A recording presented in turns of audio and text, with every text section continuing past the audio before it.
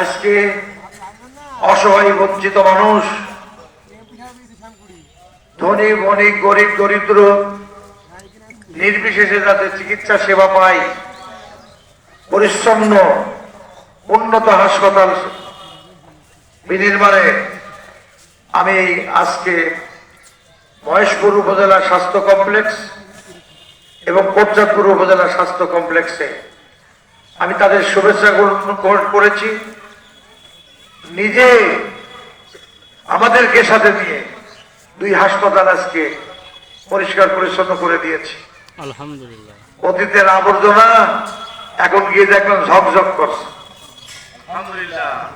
আর যা দিক নির্দেশনা দেওয়া দরকার আমি তা আল্লাহ পাকের মেহেরবানিতে দিয়েছি।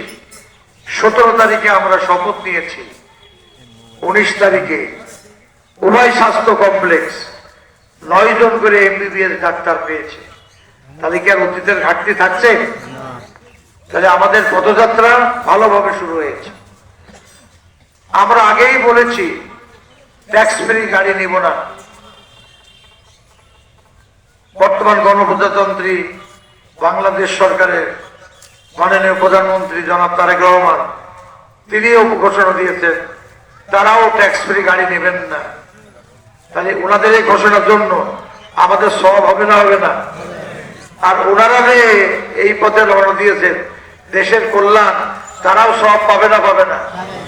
তাহলে অতীতের ইতিহাস সরকারি দলও বুঝতে পেরেছে, শক্তিশালী বিরোধী দল জামাত ইসলামী তো বুঝেছেই, কথা ঠিক না বেঠিক, যে আসলে এক সুরে পথ চলতে হবে, নাইতে বেশি হুমকি ধমকি আর বেশি মাতব্বরি যেন কেউ না দেখায়, কথা ঠিক না বেঠিক। কারণ আমাদের ভোট ছিল 57%। যত ইঞ্জিনিয়ারিং হোক না কেন মধ্যরাতে বা শেষ রাতে, এগুলো আমাদের অত মিডিয়া শক্তিশালী না হলেও এখন কিন্তু আসলে ছোড়ার বিড়াল বেরিয়ে পড়ছে। সেদিকে নাইবা গেলাম আমরা হৃদয়ের গভীরতা দিয়ে বর্তমান সরকারকে আলিঙ্গন করি না। একটা সরকার না থাকলে তো দেশে অরাজকতা সৃষ্টি হয়, একথা ভেবে আমরা উভয় শপথ নিয়েছি। পার্লামেন্টের শপথও নিয়েছি।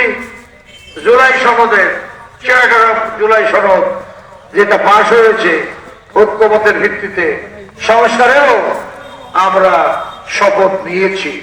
ইনশাআল্লাহ পার্লামেন্টের মাধ্যমে, পার্লামেন্টের ভেতরে এবং বাইরে আমরা গণ